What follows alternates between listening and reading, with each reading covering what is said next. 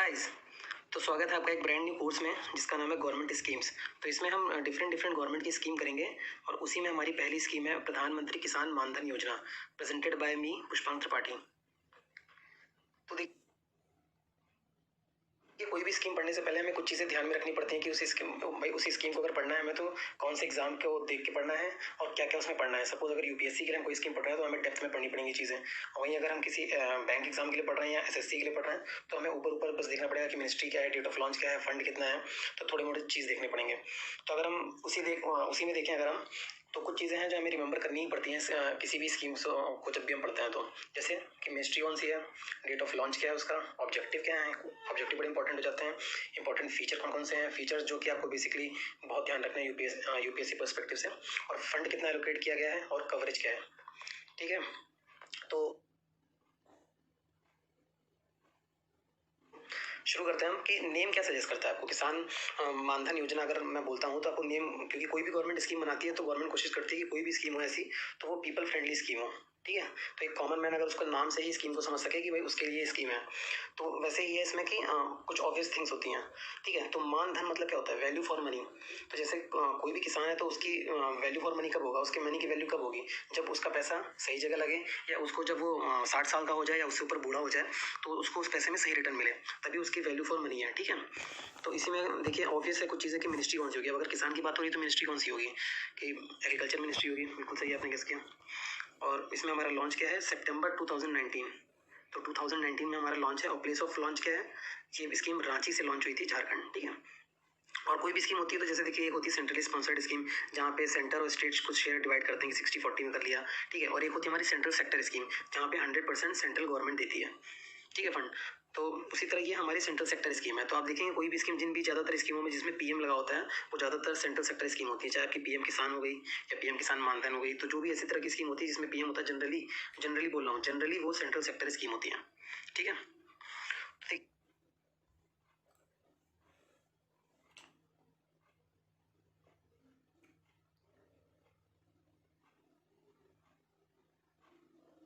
ये हमारा ऑब्जेक्टिव क्या है, इसमें ऑब्जेक्टिव हमारा कि इंप्रूव करना life of small and marginal farmers. तो इसमें एक तरह से आपका कवरेज भी हो जाएगा कि भाई ये स्कीम किसके लिए है, स्मॉल और मार्जिनल फार्मर्स के लिए है।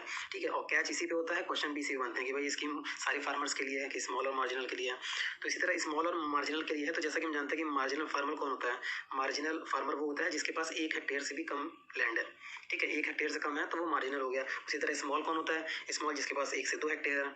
और उसी तरह लार्ज होते हैं, लार्ज और स्मॉल के बीच में भी दो पार्ट होते हैं, एक सेमी मीडियम और मीडियम।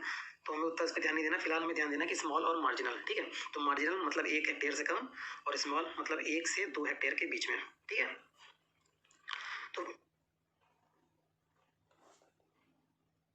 फीचर्स क्या है इसमें, भाई फीचर्स बहुत इंपॉर्टेंट हो जाते हैं और इसी पे क्वेश्चंस बनते हैं। तो इसमें पहला फीचर देखिए क्या है कि the scheme is voluntary and contributory. तो ये स्कीम वॉलंटरी है, आप चाहो तो लो, चाहो तो ना लो, कोई मैंडेटरी इसमें प्रोविजन नहीं कि आपको लेना ही लेना है। तो ये स्कीम पूरी तरह से वॉलंटरी है। और कॉन्ट्रीब्यूटरी क्यों है ये आपको मैं आगे बताऊंगा। तो सेकंड देखते हैं इसमें हमारी एंट्री एज क्या है, 18 to 40 ईयर्स। ठीक है, 18 इनिशियल और 40 ईयर्स, इसी ब्रैकेट के बीच में अगर आपकी एज है तो ही आप स्कीम ले सकते हो, वरना आप एलिजिबल नहीं हो। ठीक, और तीसरा, अब तीसरे फीचर की तरफ आते हैं। इसमें तीसरा देखिए क्या कि पेंशन है, मंथली पेंशन है इसमें 3000। ये बहुत इंपॉर्टेंट फीचर है जो कि आपको मिलेगी after attaining the age of 60 years. ठीक है, तो मंथली पेंशन 3000 है 60 साल के बाद पर मंथ। ठीक, और इसमें फार्मर को क्या मंथली कंट्रीब्यूट करना पड़ेगा। तो जैसा कि मैंने बताया था कि ये स्कीम वॉलंटरी है और कंट्रीब्यूटरी है। तो कंट्रीब्यूटरी इसीलिए है क्योंकि आपको 55 to 200 के बीच में आपको कंट्रीब्यूट करना पड़ेगा। सपोज आपकी एज अगर 18 है तो आपको 55 करना पड़ेगा, और अगर आपकी एज 40 है तो आपको 200 करना पड़ेगा। तो अगर आप इसके बीच में सपोज आप 25 में करते हो तो 55 और 200 के बीच में ही आपको कुछ इसमें पर मंथ कंट्रीब्यूट करना पड़ेगा। और जितना आप कंट्रीब्यूट करोगे, सपोज आपने 55 रुपीज़ कंट्रीब्यूट किए पर मंथ एक उस मंथ में, तो उतना ही सेम शेयर सेंट्रल गवर्नमेंट भी कंट्रीब्यूट करेगी 55। तो यानी टोटल जो आपका कंट्रीब्यूशन होगा उस मंथ का वो 110 होगा। ठीक है, क्योंकि इक्वल कंट्रीब्यूशन है किसका, सेंट्रल गवर्नमेंट का। तो ये बहुत अच्छी चीज़ है इस स्कीम में। तो इसमें आगे देखते हैं कि भाई स्पाउस एलिजिबल है। बिल्कुल सही बात है कि अगर फार्मर एलिजिबल है और उसकी स्पाउस, दोनों लोग एलिजिबल हैं, दोनों लोग सेपरेट इस स्कीम को ले सकते हैं। ठीक है, तो फार्मर भी ले सकता है, उसकी स्पाउस भी ले सकती हैं, अपना अपना कॉन्ट्रीब्यूशन देके सेपरेट उस स्कीम को चला सकते हैं। और इस स्कीम का फंड मैनेजर कौन होगा, LIC फंड मैनेजर होगा। ठीक है, इस पर भी क्वेश्चन बन जाते हैं।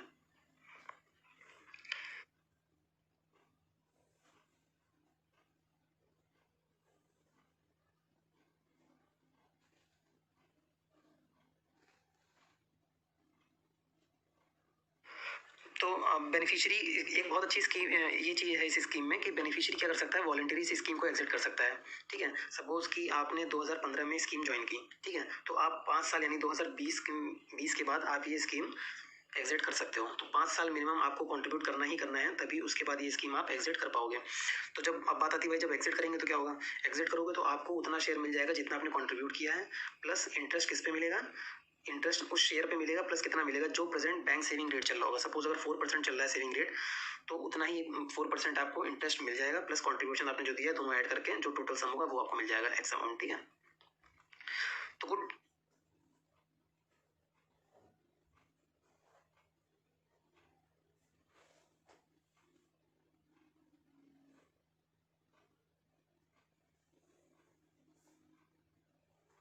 डिफरेंट डिफरेंट सिनेरियोज हैं इसमें कि भाई क्या सिनेरियो हो तो क्या होगा। सपोज अगर फार्मर की डेथ हो जाती है रिटायरमेंट से पहले, तो अगर फार्मर की डेथ हो जाती है रिटायरमेंट से पहले तो स्पाउस वो स्कीम कंटिन्यू कर सकती हैं, बिल्कुल सही बात है। और सपोज अगर स्पाउस नहीं कंटिन्यू करना चाहती तो क्या होगा, अगर स्पाउस इस स्कीम को नहीं कंटिन्यू करना चाहती हैं तो उनको कॉन्ट्रीब्यूशन मिल जाएगा पूरा जितना फार्मर ने किया होगा, प्लस इंटरेस्ट। इंटरेस्ट कौन सा होगा, बैंक रेट। ठीक है, और सपोज अब कोई फार्मर मर गया जिसकी सपोज शादी नहीं हुई है, ऐसे किसी फार्मर की डेथ हो गई, तो उसका जो सारा पैसा है वो उसके नॉमिनी को मिल जाएगा, जो भी उस अकाउंट में उसने रजिस्टर कराया होगा। ठीक है, तो नेक्स्ट पे आते हैं हमारा कि सपोज फार्मर डाई करता है after the retirement, suppose 60 year के बाद किसी फार्मर की डेथ होती है, तो क्या होगा, तो स्पाउस रिसीव करेंगे 50% of family pension, pension as family pension.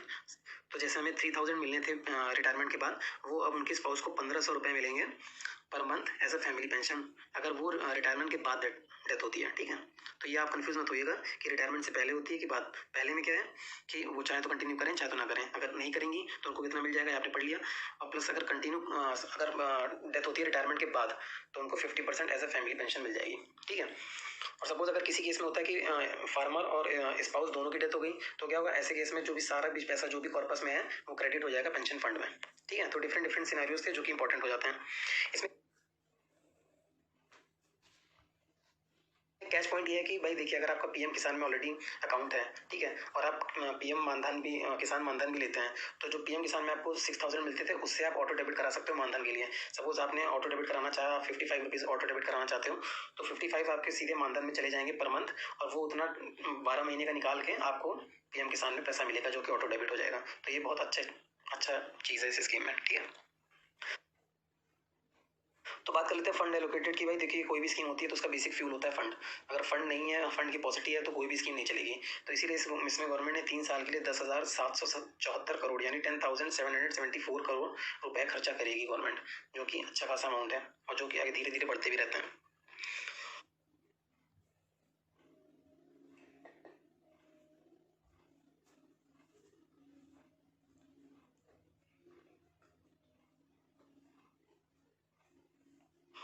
तो थैंक यू गाइस, बताइए आपको कैसा लगा, रेट करिए, रिव्यू करिए, रिकमेंड करिए। ठीक है, और इसके रिगार्डिंग क्योंकि ये बहुत इंपॉर्टेंट स्कीम है तो इसके रिगार्डिंग मैं आगे एमसीक्यू भी लाऊंगा, 4 या 5 एमसीक्यू लाऊंगा जो आपको सॉल्व करने के बाद ये स्कीम बिल्कुल आपकी पक्की हो जाएगी। तो एमसीक्यू जो होंगे उन्हीं इंपॉर्टेंट टॉपिक्स पे होंगे या इंपॉर्टेंट मतलब पॉइंट पे होंगे जो एग्जाम पॉइंट ऑफ व्यू से इंपॉर्टेंट होता है और एग्जाम में पूछ लिए जाते हैं। ठीक है गाइस, और thank you, bye, take care.